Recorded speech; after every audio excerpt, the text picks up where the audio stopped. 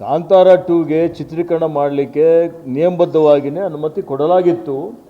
ಇವತ್ತೇನೋ ನನ್ನ ಗಮನಕ್ಕೆ ಬಂತು, ಅಲ್ಲೇನೋ ಸ್ವಲ್ಪ ನಮ್ಮ ಷರತ್ತುಗಳೇನಿದೆ ಆ ಷರತ್ತುಗಳು ಉಲ್ಲಂಘನೆ ಮಾಡಿದ್ದಾರೆ ಅಂತ ಹೇಳಿ ನಾನು ಈಗಾಗಲೇ ನಮ್ಮ ಚೀಫ್ ವೈಲ್ಡ್ ಲೈಫ್ ವಾರ್ಡನ್ಗೆ ಮತ್ತು ನಮ್ಮ ಅಪರ ಪ್ರಧಾನ ಕಾರ್ಯದರ್ಶಿಗಳಿಗೆ ಒಂದು ನೋಟ್ ಕೊಟ್ಟಿದ್ದೇನೆ. ಅದರ ಬಗ್ಗೆ ತನಿಖೆ ಮಾಡಿ ವರದಿ ಮಾಡಿ 24 ತಾಸಿನಲ್ಲಿ ವೈಲೇಷನ್ ಮಾಡಿದರೆ, ಉಲ್ಲಂಘನೆ ಮಾಡಿದರೆ ಅದನ್ನು ರದ್ದುಗೊಳಿಸಬೇಕು, ಪರವಾನಗಿ ಕೊಟ್ಟಿದ್ದು ಮತ್ತು ಮುಂದಿನ ಕ್ರಮ ತೆಗೆದುಕೊಳ್ಳಬೇಕು ಅಂತ ಹೇಳಿದ್ದೇನೆ.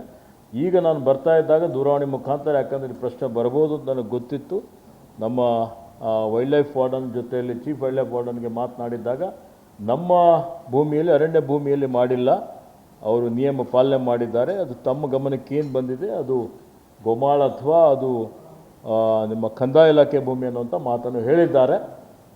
ಆದರೂ ತನಿಖೆ ಮಾಡಿಸಿ ವರದಿ ತರಿಸ್ಕೊಳ್ತೇನೆ. FIR ದಾಖಲಾಗಿದೆ.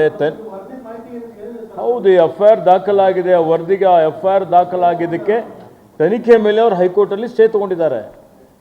ಆ ಸ್ಟೇ ವೆಕೇಟ್ ಮಾಡಿ ಅಂತ ಹೇಳಿದ್ದೇನೆ. ಈ ಪ್ರತಿಯೊಂದಕ್ಕೆಲ್ಲ ಹಂತದಲ್ಲಿ ಸ್ಟೇಗಳು ಸಿಗ್ತಾ ಇದೆ. ಸ್ಟೇ ಸಿಕ್ಕಿದೆಲ್ಲ ಹೈಕೋರ್ಟ್ದು, ಕಾನೂನು ಪಾಲನೆ ಮಾಡಬೇಕಲ್ಲ ಹೈಕೋರ್ಟ್, ಸುಪ್ರೀಂ ಕೋರ್ಟ್ದು, ಈ ದೇಶದ ಕಾನೂನು. ಸ್ಟೇ ಕೊಟ್ಟಿದ್ದಾರೆ, ತನಿಖೆಗೆ ಸ್ಟೇ ಕೊಟ್ಟಿದ್ದಾರೆ. ವೆಕೇಟ್ ಮಾಡೋ ಪ್ರಯತ್ನ ನಡೀತಾ ಇದೆ. ಹಂತ ಹಂತದಲ್ಲಿ ಅದು ಒಂದು ವಾರ, ನೆಕ್ಸ್ಟ್ ವಾರ ಬರುತ್ತೆ ಹಿಯರಿಂಗ್ಗೆ. ಬಂದಾಗ ಯಾವಾಗ ವೆಕೇಟ್ ಮಾಡಲಿಕ್ಕೆ ನಮ್ಮ ಇಲಾಖೆಯಿಂದ ಸೂಚನೆ ಹೋಗಿದೆ. ನಮ್ಮ ಕೌನ್ಸಿಲ್ಸ್ ಏನಿದ್ದಾರೆ, ನಮ್ಮ ವಕೀಲರು ಪ್ರಯತ್ನ ಮಾಡ್ತಾ ಇದ್ದಾರೆ. ಅಲ್ಲ, ಏನು ಉಲ್ಲಂಘನೆ ಆಗಿದ್ದ ಬಗ್ಗೆ ಹೇಳಿದ್ದೇನೆ. ಚಿತ್ರೀಕರಣ ಮಾಡಲಿಕ್ಕೆ ನಾವು ನಿಯಮ ಪ್ರಕಾರನೇ ಪರವಾನಗಿ ಕೊಟ್ಟಿದ್ದೇವೆ. ಅದಕ್ಕೆ ಎಲ್ಲಿ ಉಲ್ಲಂಘನೆ ಆಗಿದೆ ಅನ್ನುವಂಥದ್ದು ಮಾಧ್ಯಮದಲ್ಲಿ ವರದಿ ಆಗಿದೆ.